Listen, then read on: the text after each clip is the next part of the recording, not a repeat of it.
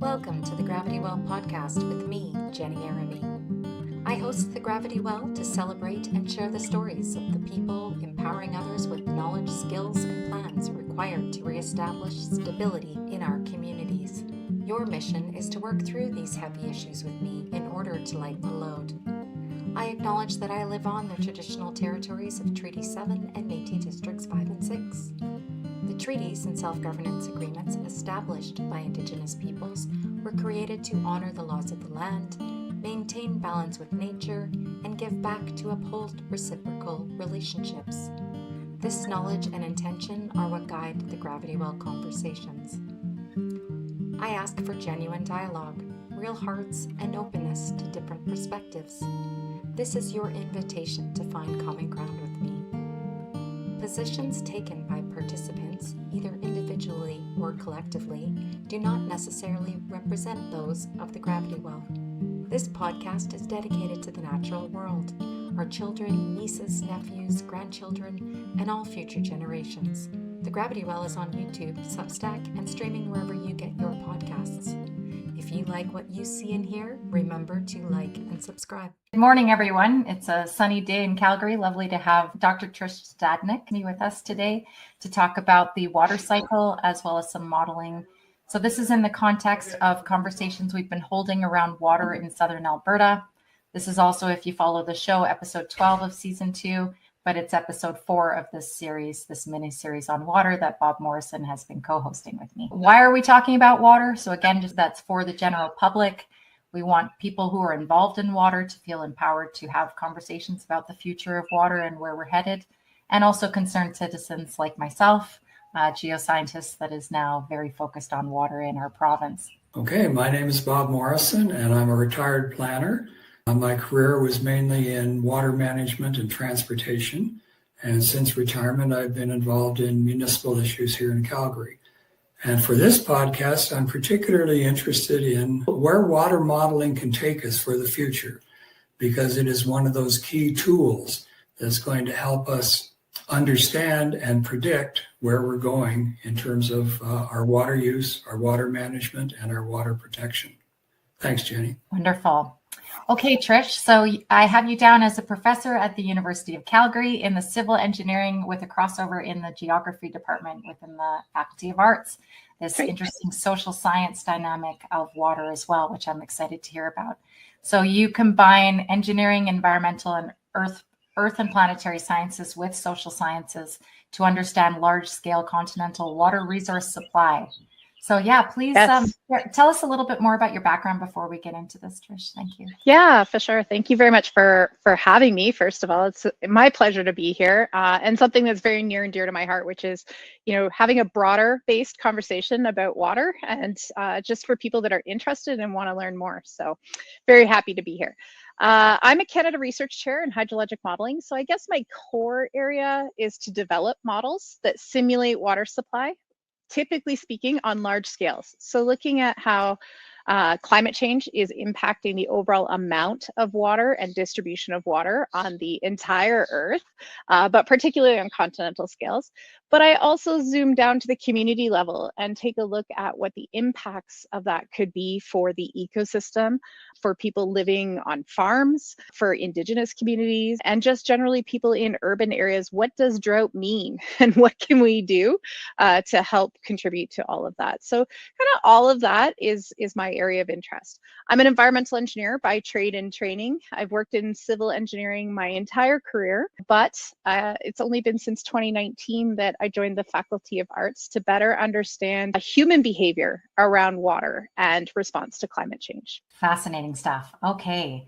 Bob, why don't you lead off the first question, please? Many people and organizations are involved in water modeling here in southern Alberta. Mm-hmm.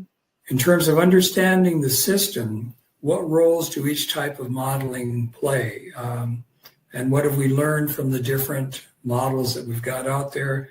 And what are the strengths and weaknesses of the kind of modeling that's being done? Oh my goodness, I could talk for a whole hour on that. That's a loaded question. First of all, I want to say I never really get a chance to talk about the different types of models. So that's something that's really important to know, is that it's not one size fits all. typically speaking, the information that the general public gets about the water is after a downstream of maybe 5 or 6 different types of models or modeling type analyses. And so with each one, there's strengths and weaknesses, but there's also intent in terms of different purposes. It starts with climate models, right? We can't do anything without weather and some information on temperature and precipitation. And, you know, if you're like me and you live in Calgary, then you know you don't really trust the weather forecast that much. And ultimately, that's why it's difficult to predict water, is because we're at the mercy of the weather forecast. And it's only as accurate as the weather forecast. If it says it's going to rain and it doesn't, then we've got too much water in the stream and that water never actually fell. And so that's really why it's such a difficult process with so much uncertainty, particularly as we go forward into futures unknown with the climate system. But from there, typically what we do is we feed that into a land surface model, otherwise known as a hydrology model. Hydrology models simulate how much water supply is generated from rain and snow processes, plain and simple. How much water is there? This is before we as humans have any kind of interaction with the water. So it's like the bulk supply, if you want to think of it like that. From there, we might simulate groundwater or groundwater surface water interaction. So how much water from the surface disappears subsurface. And that's a different type of model as well. Some models in unique situations can combine those two, but typically only very small scale processes because they're very computationally heavy, meaning it takes a lot of computer power to run those models. So we typically can't do that over large areas. If we're interested in peak flow for flood prediction or low flow prediction, then we have to run what's called a hydraulic model. And a hydraulic model literally simulates how much of that water supply ends up in the river at what point in time. And at what time are you going to hit the peak or the low flow as a result of different processes that are happening? Those are also the same type of models that we use to do floodplain mapping. So all of your insurance rates, if you happen to live in a city, are determined based on hydraulic models that are taking the information from hydrology models and distributing the water across the land. As I said, we might want to have focused groundwater studies and look at how much water is long-term. That's a process that acts on hundreds, if not thousands of years. So a very different time scale than all of the other types of models that I've talked about. And there could be very detailed modeling of that.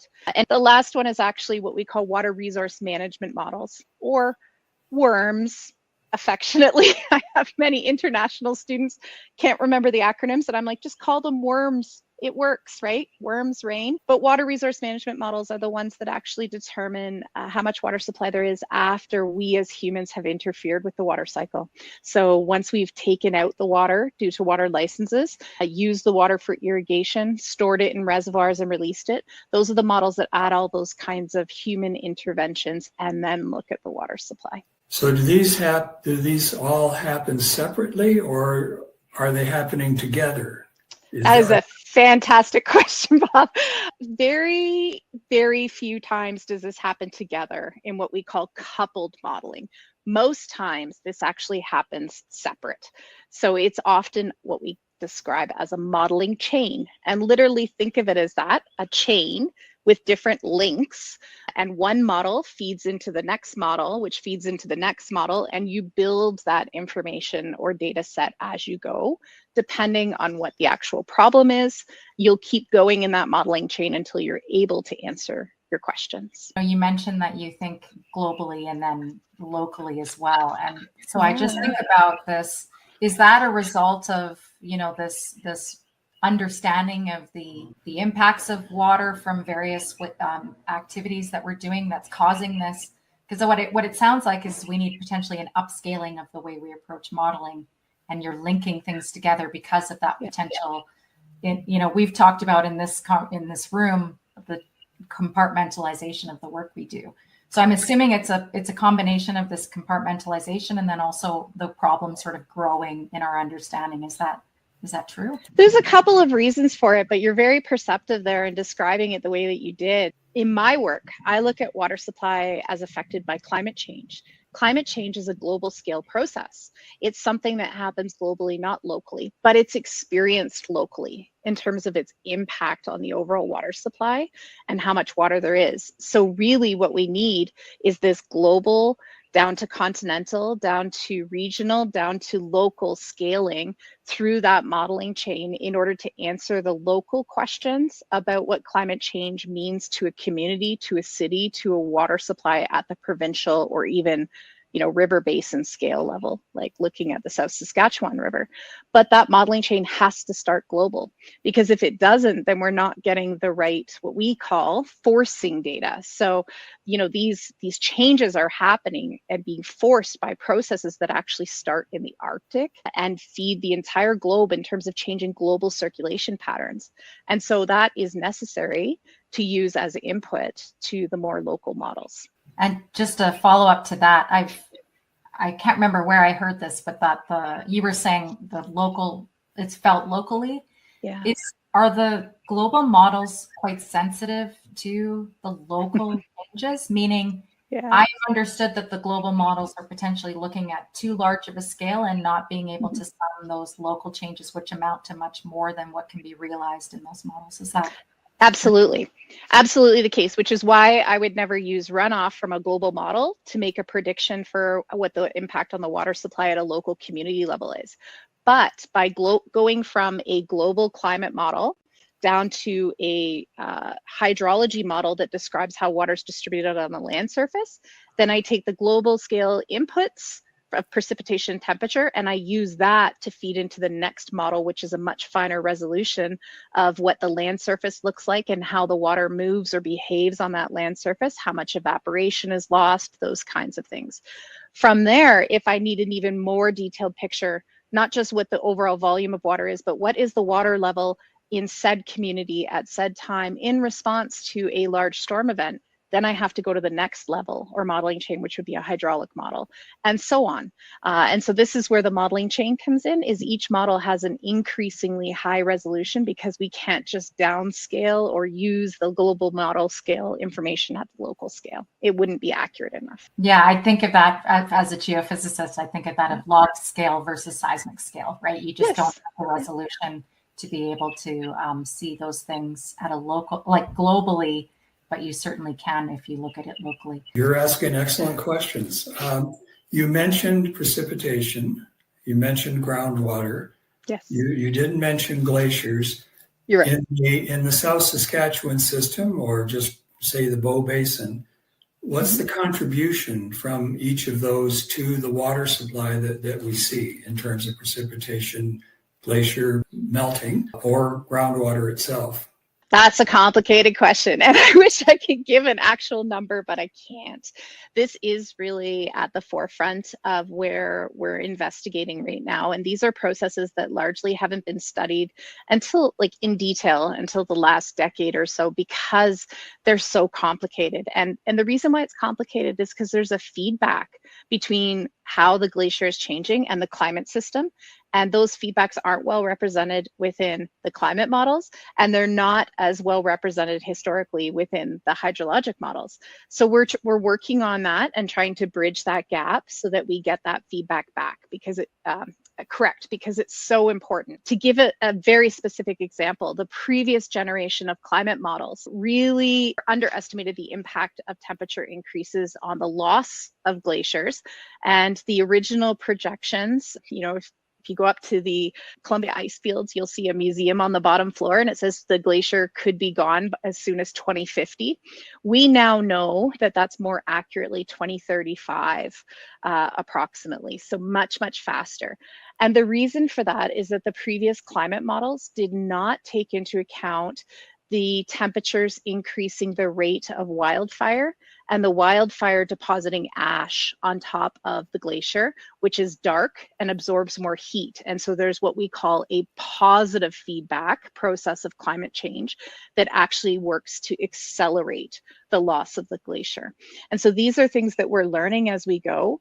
through experience, unfortunately, but each generation of climate models and models in general gets better as a result of that knowledge. The glaciers and the loss of glaciers are typically simulated within the hydrology models or separately using the information from the hydrology models. They're extremely important in setting the water supply at the headwaters of a basin. So if we look at the South Saskatchewan River Basin, we would be wrong for the entire river estimate, river flow estimate, or level estimate if we didn't take into account glacier melt, which is the very headwater, the Bow Glacier on the Bow River, and of course the Columbia ice fields for the North Saskatchewan River. These are very important processes. They are included in many of our model simulations, and the loss of the glaciers is now being included in many of the simulations that are being generated today, which is great news. What is also poorly known, unfortunately, is the impact that this has on groundwater supply. So we know the glaciers feed the groundwater system.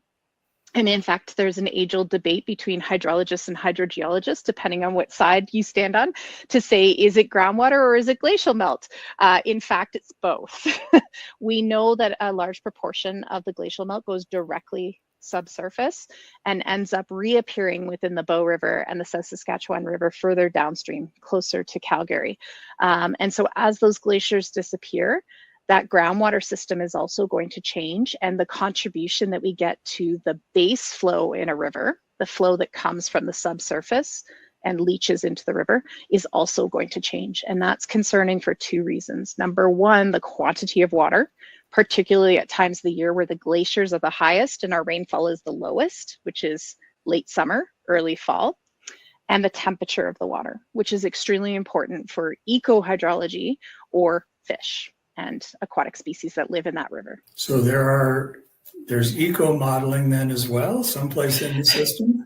Yes, we haven't gotten to that, but we were talking about water supply up until now. But yes, taking the output from this very large modeling chain that I've already described to you and actually determining, okay, what is the impact to X, Y, Z, fish health, aquatic species, water temperature, water supply or intake is just one piece of this very large puzzle. And the cumulative effects modeling happens with whatever results the modeling chain that I produce or my teams produce outputs. And unfortunately, these processes aren't very well integrated, but it is still that kind of feed forward, keep building that chain, keep adding links as we go to try to answer the questions that different communities have. And that includes water quality as well. Okay, Jenny, you may want to ask, based on what we heard about logging practices, forestry practices. Mm-hmm. Yeah, well, sure, I can lead into that, but I wanted to touch on, as I do,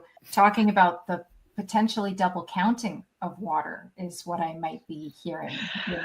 Not really double counting, it's more how we describe it. So the volume is the volume. We're not adding it twice. It's just whether it's described as glacial melt or whether it's described as groundwater really depends on your perspective and your training, I think. From observations, we know approximately what the overall volume is. It's just a question of whether that water goes immediately into the subsurface and becomes groundwater, or whether it goes overland and into the rivers that, like the Bow River, from the glacier headwater. And of course, we know that there's both. Some goes into the subsurface, some goes into the surface. We monitor for that, and we do have an idea of what that split is, but it's mostly semantics in the community. Yeah, like I heard you discussing in your conversation with the Council of Canadians that we really just have one system that is separated into three systems. And Yes. I just, in that, when we're doing things compartmentalized, I wonder if, again, not a criticism of the work, but a criticism or like just a consequence of the way that those stuff is calculated. I wonder if there's double counting. So yeah, I hope that was understood. I think what Bob was hoping to bring into this is processes like logging. Let's use it as an example. Sure. We just met with Dr. Yunus Alila, who walked us through his work in terms of understanding extreme weather events related to logging and how it actually accelerates drought long term, being that it, takes out the highs will remove more sediment, which closes off cements, etc. So how does a process like that get incorporated? And then, we brought in other things like oil and gas, removing water from the system, or so we get how complicated it is, but how do these things, this cumulative impact, get layered into your work? Thank you. Yeah, no, those are great questions. And, just to kind of roll that all into the double counting part, of course, the ideal would be to have what we call in the community a digital earth twin, where all of these processes are modeled at the exact same time, simultaneously in one model framework. This is being developed within the modeling community at local scales and then scaling up to global. It is very difficult because we're really pushing the limits of computational power that's available to us. And I know that sounds crazy because to most people, we have unlimited computational power. We think of things like AI, but really what we're talking about here is a whole linkage. The way the Earth functions is absolutely incredible and amazing, and also a mystery, just like the human body is in many of these linkages. We need mathematical equations, complex mathematical equations, to describe every single transfer of a water molecule through the Earth system. And to be able to do that all in one model requires massive amount of supercomputing, to the point that there's really only one Earth system computer that could handle this. And there is clearly a lineup to be able to access that computer. And also, oftentimes, to get the predictions from it, they're not in time to be able to make decisions on the ground, such as, do we open the dam gate or not? And so we need to kind of dumb down the science a bit, put them into smaller compartmentalized models, and then run them one at a time. And that's essentially what we've done, is just fragment the mathematics. In terms of looking at cumulative effects, that's a great question. And I would describe that as fit for purpose in my community. So we set up a model to answer questions. Those questions have to be defined at the beginning, because the choices that I make as a modeler are going to be determined based on what those questions that I'm trying to answer are. And if I'm looking at the effects of logging, then I know that I'm looking at the effects of land cover change. And land cover, how much forest was there, how much forest is there now, and what did that area become? Is it just bare open area, or is it turned to grassland? All of those kinds of things I need to know, and I can numerically code the model to actually describe those changes over time. With the advent of space-based technology, so land cover that's dynamic, that really we get imagery on a daily basis or every few days, we can update that information in terms of what the land surface looks like, the land cover effect, and then the hydrology model can respond to that land cover. Meaning, within the model itself, how much water is generated from a storm on a forested area will be significantly different than how much water is generated, runoff is generated from a bare soil area. And the model can respond to those dynamic changes over time. And that's essentially how we do it, is by changing the land cover and having the model be linked with those changes in land cover. That's an example of something we can do within the hydrology model. There are other cumulative effects like fish health that we can't do within a hydrology model. But the fish biologists would take the water temperature and the stream flow and the water levels that our models would produce, and then they have their own series of models that they would run to look at the impact on the fish health. Yeah, I can see how the time frame to be able to make decisions on that would be challenging based on the amount of steps in the process to be able, and then the dependency of these models that are based on inputs that you have no control over. You can only monitor and measure. I was going to talk about the same thing, timing. Yes. Because you're saying you've got to get the models all at the same time. Yeah. And then you've got to be able to do it in a timely fashion. Correct. How are we doing on that? Are we being successful? Are we making progress? Yeah, and again, this would come down to the type of problem that I have been asked to address. So if I've been asked to address flood forecasting, to look at peak flows, I know that if I'm working with the City of Calgary, I need an answer in a few hours, not a few days, but I have to be able to run that model, update that model, and give them a new answer. All of that process can only take a couple of hours at best. If I'm working on long-term response to climate change, then I could have a longer time frame or a longer time window to update the model and run it, which makes sense because I'm also running not a single event or a couple of days worth of flows, but I'm actually running a 100 to 200 year time series for climate change simulation. And so I need that extra modeling time, and I could plan for that simulation to take 2 months, 4 months, 6 months, whatever it takes. So again, it really depends on the purpose. How we're doing on that is exactly why we have probably hundreds of models to choose from, because the choice of the model will be dictated by the problem, because you can't have a one-size-fits-all solution to be able to do that. If you take the most complex integrated surface water groundwater model out there to most accurately describe the glaciers and the runoff from it, it's going to take 6 months to run on this basin, and you're not going to get an operational solution. So instead, we take the most important parts of the problem that will give us the best guess of the peak flow, and we run a simpler framework to try to guess our best estimate of what that flow might be. And this sounds like it's all just guesstimation, but these models are ground truthed and benchmarked and all this stuff over time and calibrated. That's a very fancy way of saying that we check the model output to make sure that we're making appropriate assumptions for the problem that we're trying to address. But in many ways, in terms of calibration, the goalposts keep changing on you. Yes. Whether it's the way we're using the land or what climate is doing to the hydrologic cycle. Yep. How do we somehow get, particularly from an operational point of view, how do we make this all come together in a timely fashion, given that time is progressing far faster than we think it is in a way? Absolutely. And this is one of the reasons why I personally love water resources so much, is because it's really complex. There's no playbook for this. I used to live in Manitoba, and I had a saying where no one flood is ever the same. I lived through two 230-year floods out there, the 2011, 2014 flood, and they were completely different. And you couldn't use the same model to describe those because the cause effect relationship was so different, and calibration is really no different.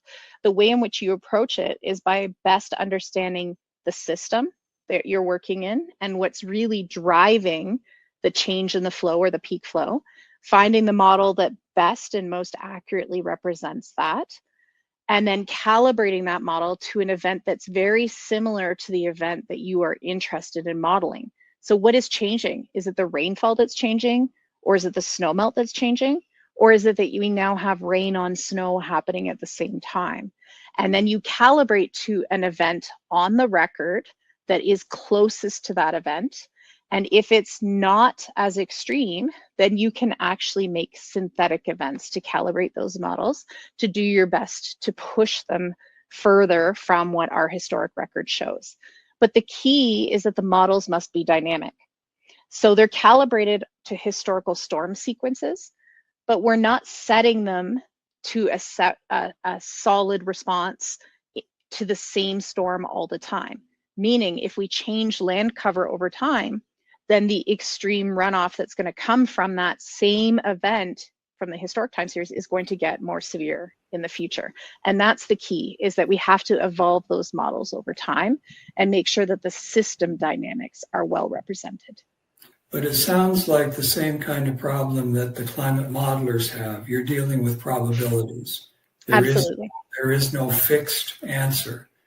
That's correct. So the poor guy at the end, or the poor gal at the end doing the operational models, they need one solution, but they know very well that it's a range of solutions in a sense. Absolutely. And this is why we're now, as an engineering community, evolving from what we call standards-based practice, which is really, you have a storm event. This is the amount of flow to expect from that. And that's your standard, right? 1 in 100 year event is what we've often heard it called. The Calgary 2013 flood is another way that the public has heard it referenced. We are evolving away from that and towards something called adaptive management practice, or risk-based management practice. And that is a very simple way of saying, instead of having a single 1 in 100 year flood event, you have a range that flood event will be within. And that's called the uncertainty envelope, or the risk envelope. And that it's really far more complicated than a single hydrologist could answer to say, if you're designing your pipe for a 1 in 100 year event, this is going to be your flow. You have to take into account not only the environmental change or the climate change, which that envelope shows, but also your economic resiliency, your social and cultural resiliency. Where is the floodplain? How far are the houses from that? What is the consequence of me being under on that flood event versus what is the consequence of me over designing for that flood event? And so these days, decision making is far more complex for clients, and they have to really understand how much economic risk, how much environmental risk, and how much social cultural risk are they willing to accept on being wrong. Because the reality is we know there's a much higher chance of us being wrong now.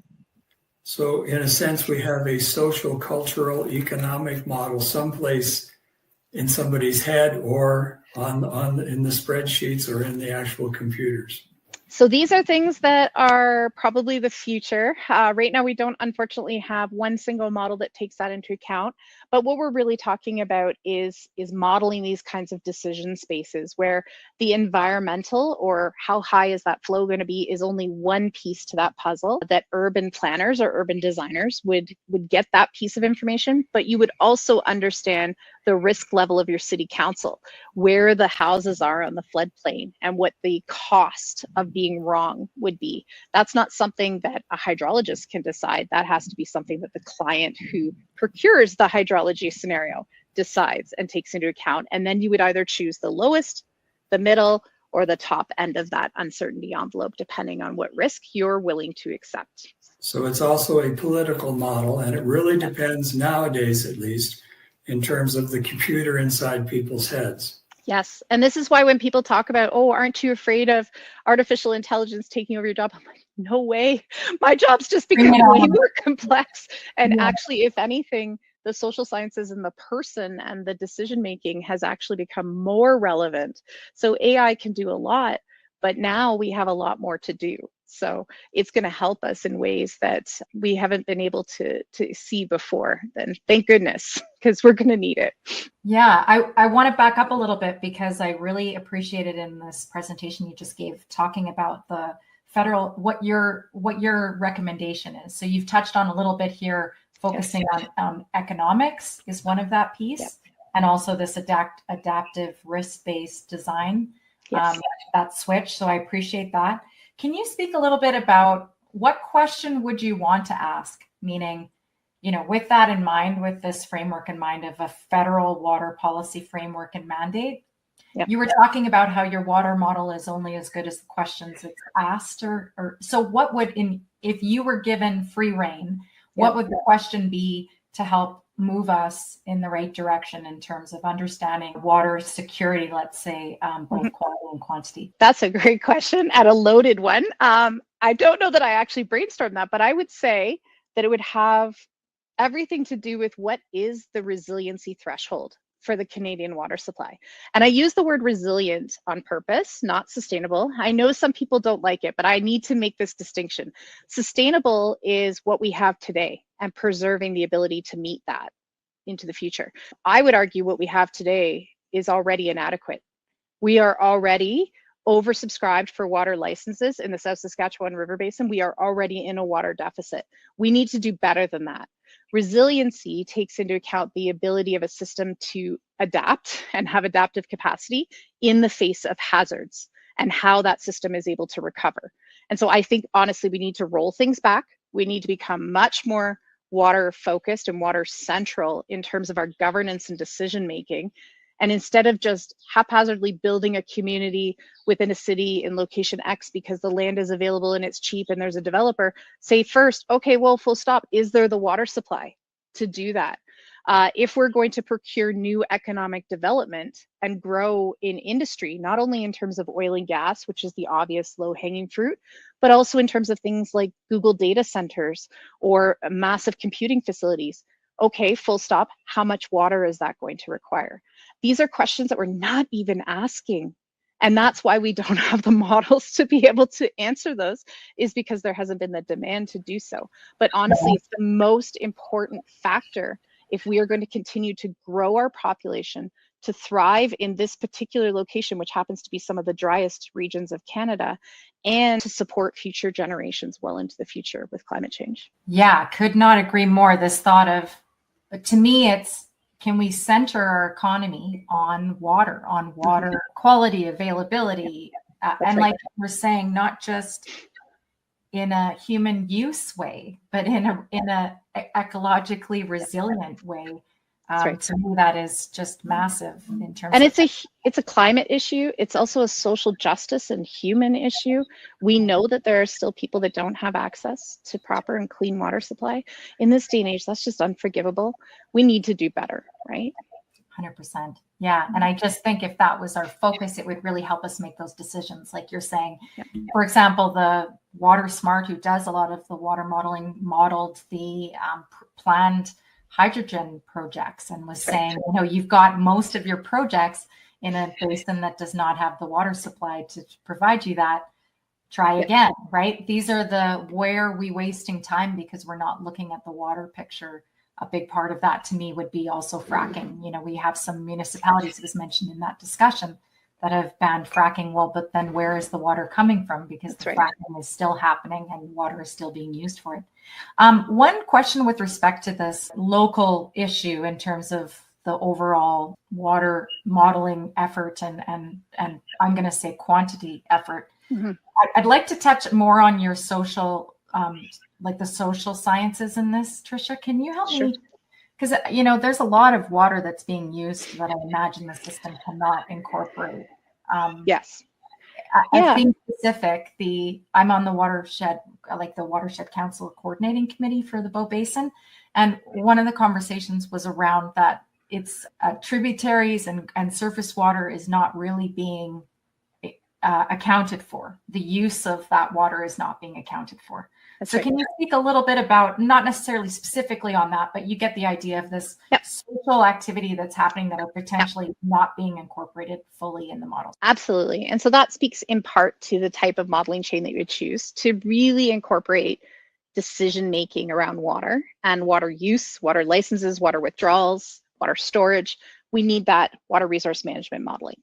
We do some of that in this province, and actually we do quite a good job of it overall. Water Smart, you mentioned, they have done quite a bit of that, but we don't do it specific to the problem that's being asked. And in some cases, we don't actually have the data to do it properly. So a very good example is that when we incorporate water licensing, we have to incorporate the actual value of the license, regardless of how much water has actually been used. Why? Because we don't actually monitor consumption. We don't have consumptive use as a data set at our disposal. And so if the data doesn't exist, then I can't incorporate that into the model. So maximum license use is the total value of the license, but that doesn't necessarily mean that that individual extracted the full amount of water that they're able to. And in fact, sometimes it's less than half. It really depends.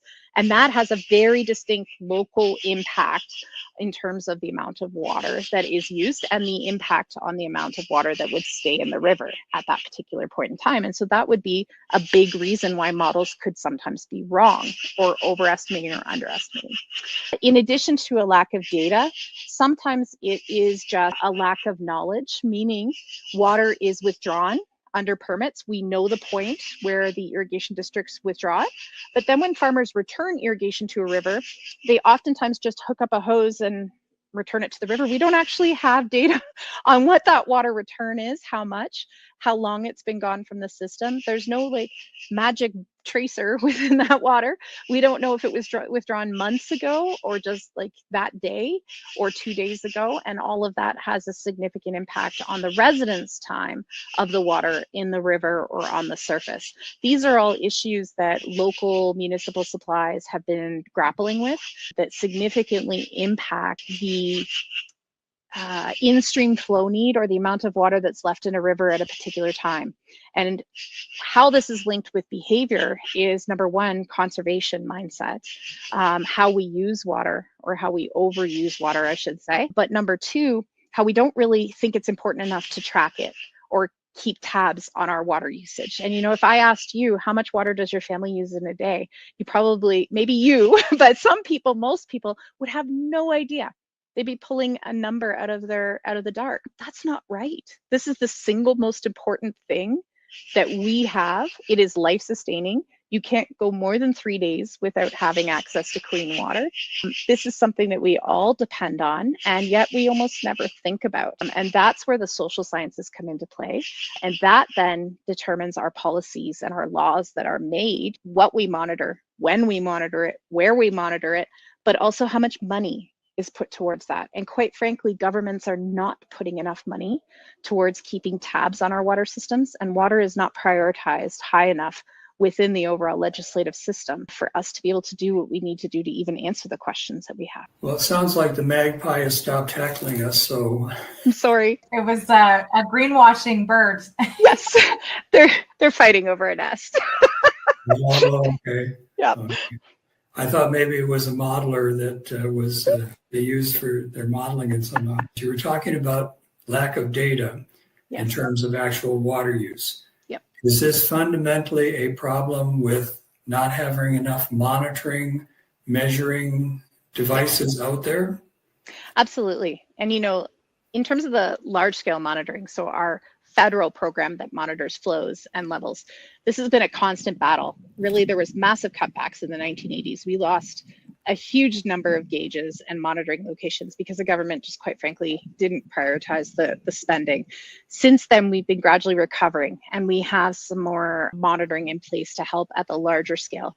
But what I'm fundamentally talking about here is the additional monitoring that we don't even have in place right now. We don't monitor groundwater adequately. There is no national groundwater monitoring program. We don't monitor water quality sufficiently. It is very much left up to the provinces and territories, and some provinces have a handful of locations where they grab samples 5 times a year at best. That's not nearly enough information to monitor the cumulative effects of changes that we're starting to see in these systems that can happen really, really quickly, and we're missing a lot of that. We do not have any water use monitoring, how much water is actually consumed or used.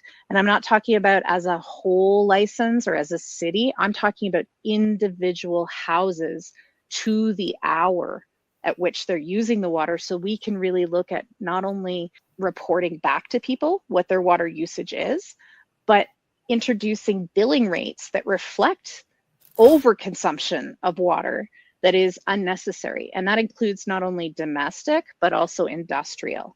And then we might actually get to the point where we can clear some of the legislative hurdles for gray water reuse or water conservation practices, particularly for industry. I don't understand why we're not reusing water more or making that a mandatory part of new builds. This absolutely has to be something that we prioritize in this part of the world. There have been other regions, very similar, Orange County, California, that are 25 years in advance of us in terms of the drought. We're starting to see that now. They have gone to complete water recycling protocols. We know this can be done. We know how to do it. There is a playbook for this. We just have to actually make up our minds to do it. Now, you mentioned the metering of individual households. Is this becoming something like what they talk about in terms of energy use with smart meters and smart grid systems and that sort of thing? Yes, and I'm very proud to say that it is part of the City of Calgary's drought response plan, and they have committed to having all houses metered, smart metering for water by 2030. I hope we can expedite that, but I'm very excited to see that in terms of people responding to what their water consumption is. That said, the current billing system doesn't lend itself very nicely to water conservation. The majority of what we pay, similar to energy, is in distribution fees, not in terms of consumptive fees. So we really need to flip that ratio and start putting more priority on consumptive measures. Well, and I just think it's so fascinating to your point that we see an hourly consumption of electricity and gas, but we don't see that in terms of water. That is an example of how we have been made water blind in what we do, right? And even those, with this catastrophe that we had last summer, which of course, we would have known this was a coming issue, of course, from years of neglect in our system. But what water is being used for, I've learned that 80% of the energy we use in the world is related to moving water in some fashion or processing water in some fashion. So we think about how interrelated they are, Yes. water and energy. You know, I was saying in a couple conversations ago that for 1 barrel we produce, we are using 1 barrel of water. This is not 3 to 4. 3 to 4 barrels of water for every barrel of oil. So in this province where energy comes from oil and gas, we really need to think about water as the limiting factor. Not unlike in agriculture, they've learned that phosphorus is the limiting nutrient, not nitrogen. So that's the critical one to focus on. For us, water is the critical one, and yet no one's focusing on it. I think of, for example, I'll use myself, the oil and gas industry.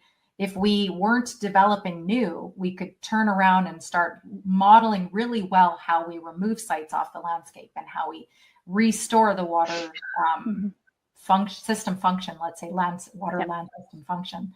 So to me, what are those conversations looking like? And is that a third option that's even out there in terms of the discussion? Because, you know, we talk about, for example, in your conversation, and I'll make sure to share it, this Council of Canadians conversation, these dams and infrastructure systems that are really thinking on an annual basis or maybe 25 years out, and not thinking about this 1,000-year time scale that we really need to be starting to shift gears to.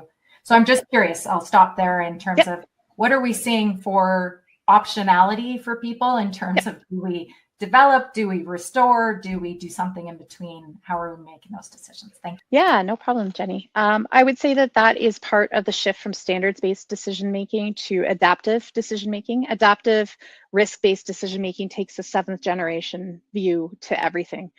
Is it okay for today? Is it okay, and if not better, in the future? And how does it recover from disaster and pressures and hazards that are likely to be presented in the future?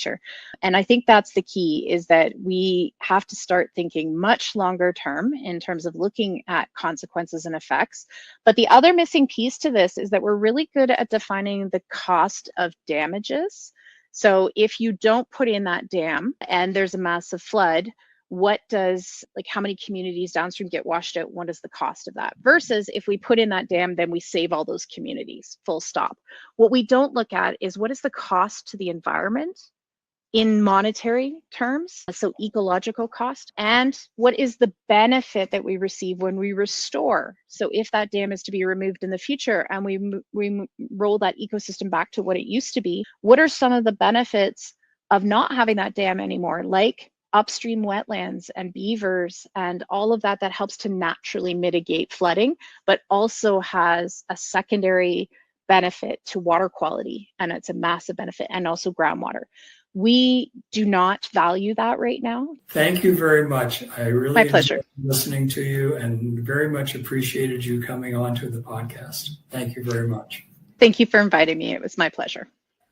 Anything that we missed, Tricia, that you would love to hit home before we wrap? Anything that, or even a question for the future you'd like us to think about? Anything? I'd like everyone to think about their role in water usage and water conservation. I don't think we have to wait for this to be legislated. I don't think we have to wait for the powers that be to tell us to do this. We know it's the right thing to do.